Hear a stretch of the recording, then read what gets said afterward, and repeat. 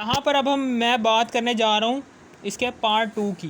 ठीक है ना, मैंने यहाँ तक पढ़ा दिया था। ठीक है ना, कि due to the loss of electron the attraction of nucleus on remaining electron is increase and size of an atom is decrease. जिसकी वजह से एटम का साइज़ कम हो जाता है, क्योंकि न्यूक्लियस के अंदर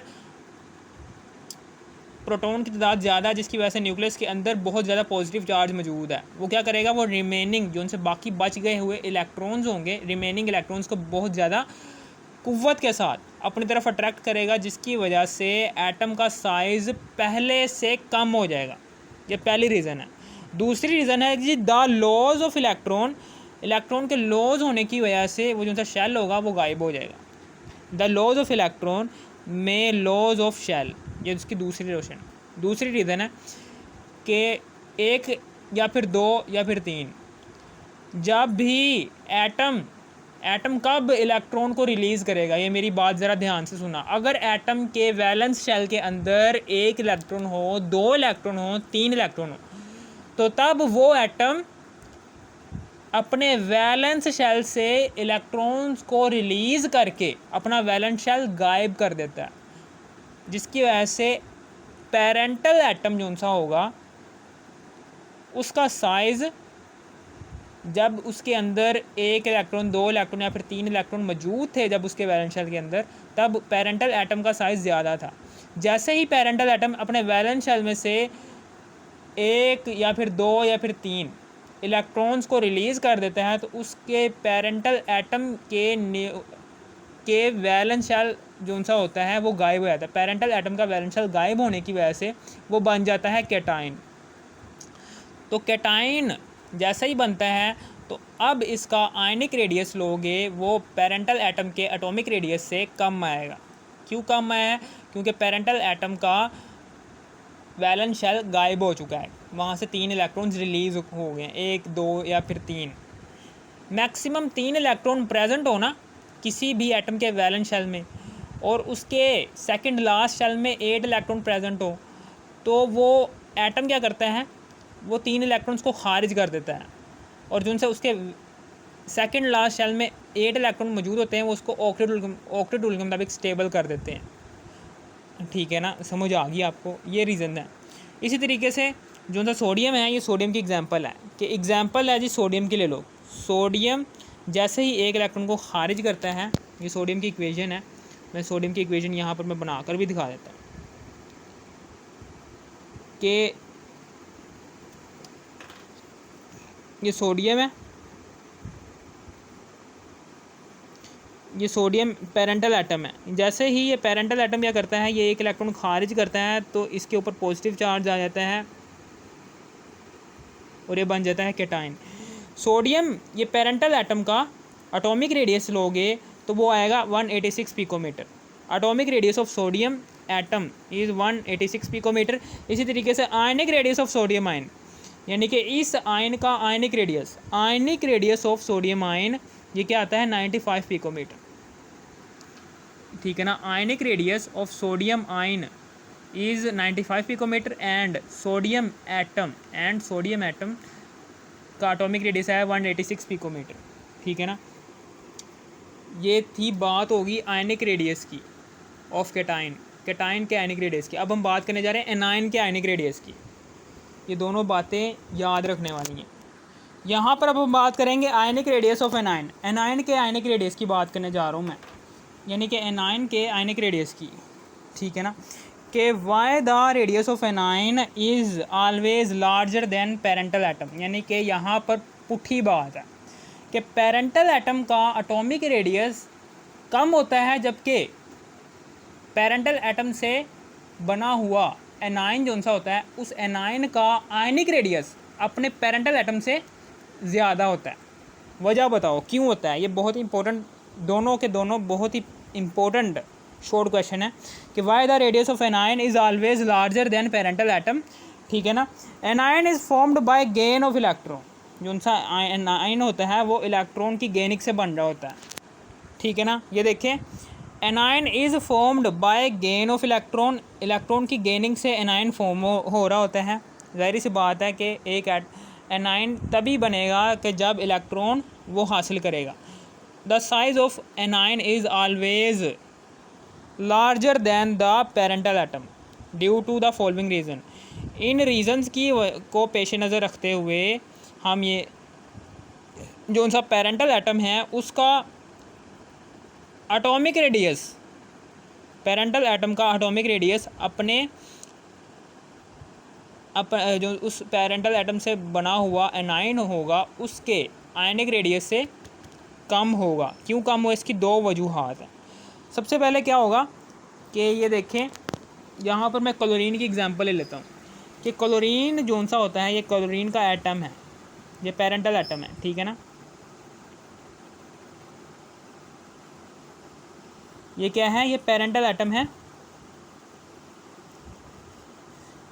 2 इलेक्ट्रॉन यहाँ पर, 8 इलेक्ट्रॉन ये,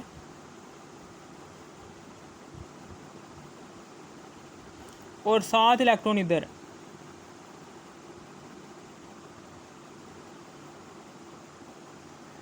ये पेरेंटल एटम है, क्लोरीन एटम, ये पेरेंटल एटम है।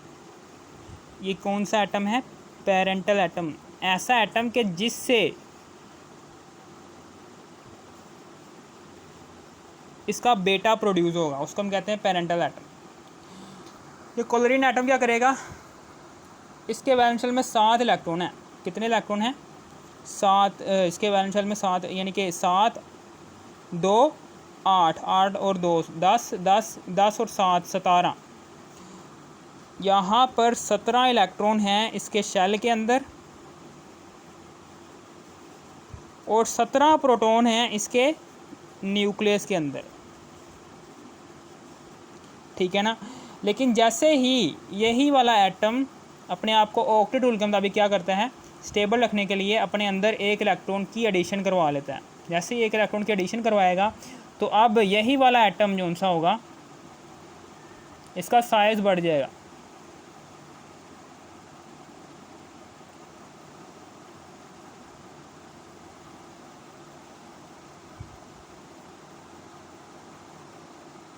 इसका साइज़ बढ़ जाएगा। इलेक्ट्रॉन की एडिशन कब होगी, इलेक्ट्रॉन की एडिशन तब होगी कि जब किसी भी एटम के वैलेंस शेल में 5 इलेक्ट्रॉन मौजूद हो, 6 इलेक्ट्रॉन मौजूद हो, 7 इलेक्ट्रॉन मौजूद हो। जब भी किसी एटम के वैलेंस शेल के अंदर 5, 6 या 7 इलेक्ट्रॉन मौजूद हो ना, तब वो एटम अपने आप को ऑक्टेट रूल के मुताबिक स्टेबल करने के लिए क्या करता है, दूसरे एटम से इलेक्ट्रॉन ले लेता है और वो बन जाता है एनाइन। यहाँ पर ये क्या करता है, ये एक इलेक्ट्रॉन जैसे ही लेगा तो अब जैसे ही ये इलेक्ट्रॉन ले लेता है तो अब इसके ऊपर आ जाएगा नेगेटिव चार्ज, ठीक है ना। अब इसमें आ जाएगा नेगेटिव चार्ज। यहाँ इस पेरेंटल एटम का जो सा एटॉमिक रेडियस होगा, इस पेरेंटल एटम का जो सा एटॉमिक रेडियस होगा वो होगा 99 पिकोमीटर। लेकिन जैसे ही एक इलेक्ट्रॉन की एडिशन होती है तो अब यही इसका अब एटॉमिक रेडियस, इसका जो सा आयनिक रेडियस होगा वो अपने बाप से कई गुना बढ़ जाएगा, 181 पिकोमीटर। सीधा 99 पिकोमीटर से जैसे ही एक इलेक्ट्रॉन की एडिशन होती 181 पिकोमीटर आ गया। यहाँ पर इस क्लोराइड आयन के अंदर क्या हो रहा है, इस क्लोराइड आयन के अंदर 18 इलेक्ट्रॉन प्रेजेंट हैं इसके शेल्स के अंदर, लेकिन 17 प्रोटॉन है। ज़ाहिर सी बात है कि न्यूक्लियस के अंदर थोड़ी ना एक प्रोटॉन आया, शेल के अंदर एक इलेक्ट्रॉन आया। 17 प्रोटॉन है जी इसके न्यूक्लियस के अंदर। अब इस न्यूक्लियस के अंदर अब पॉजिटिव चार्ज कम मौजूद है, न्यूक्लियस के अंदर पॉजिटिव चार्ज कम मौजूद है, जबकि शेल्स के अंदर जो उनसे इलेक्ट्रॉन्स हैं वो बहुत ज़्यादा तादाद में मौजूद है, जिसकी वजह से क्या होगा, इस न्यूक्लियस की पकड़ इन इलेक्ट्रॉन्स के लिए कम हो जाएगी। यानी कि न्यूक्लियस की अट्रैक्शन अपने वैलेंस शेल के इलेक्ट्रॉन्स के लिए कम हो जाएगी, जिसकी वजह से ये शेल्स जो उनसे होंगे ये एक दूसरे के से दूर दूर चले जाएंगे, जिसकी वजह से एटम का साइज़ बढ़ जाएगा। एटम का साइज़ बढ़ने की वजह से आयनिक रेडियस भी बढ़ जाएगा। ठीक है ना, यही वाली बात है। इसकी एग्जांपल ये है कि एक बंदा है, फॉर एग्जांपल एक बंदा है, वो बंदा कहता है जी मैं 20 किलो वज़न आराम से उठा सकता हूँ, और आप अचानक ही वो बंदे ने 20 किलो वज़न आराम से उठा लिया था, लेकिन जैसे ही आप 20 किलो वज़न और ऐड करवा देते हो 40 किलो वज़न हो जाता है। अब कहते हो उस बंदे को उठाओ जी ये 40 किलो वज़न, तो अब उस बंदे को वो 40 किलो वज़न उठाने में मुश्किल होगी। ठीक है ना, समझ आ गई। इसी तरीके से ये न्यूक्लियस है, इस न्यूक्लियस के अंदर कम पॉजिटिव चार्ज मौजूद है, जबकि शेल्स के अंदर ज़्यादा नेगेटिव चार्ज मौजूद है। ये ज़्यादा नेगेटिव चार्ज मौजूद होने की वजह से क्या होगा, ये न्यूक्लियस के अंदर कम पॉजिटिव चार्ज मौजूद है, यानी कि इतना ज़्यादा पॉजिटिव चार्ज मौजूद नहीं है कि जो इन इलेक्ट्रॉन्स को अपनी तरफ ज़्यादा अट्रैक्ट करके रख सके। तो ये इलेक्ट्रॉन्स क्या करेंगे, ये न्यूक्लियस से दूर दूर चले जाएंगे, जिसकी वजह से एटम का साइज़ बढ़ जाएगा। एटम का साइज़ बढ़ने की वजह से आयनिक रेडियस बढ़ जाएगा। ठीक है, यहाँ पर यही वाली बात लिखनी है कि एनाइन इज़ फॉर्म्ड, यही वाली बात लिखनी है। ये दो रीज़न्स हैं जिसकी वजह से पेरेंटल एटम का एटॉमिक रेडियस कम होता है अपने बनाए गए एनाइन के आयनिक रेडियस से। ठीक है ना, due to addition of electron, electron के एडिशन से क्या होता है, द अट्रैक्शन ऑफ न्यूक्लियस की अट्रैक्शन इज़ डिक्रीज कम हो जाती है। ऑन इलेक्ट्रॉन पर कम हो जाती है। Due to addition of electron the attraction of nucleus is decreased, nucleus की अट्रैक्शन कम हो जाती है। Attraction of nucleus is decreased on electron पर न्यूक्लियस की अट्रैक्शन कम हो जाती है। Due to addition of electron the attraction of nucleus, जैसे ही ऐड करवाते हैं ना एक इलेक्ट्रॉन, तो न्यूक्लियस की अट्रैक्शन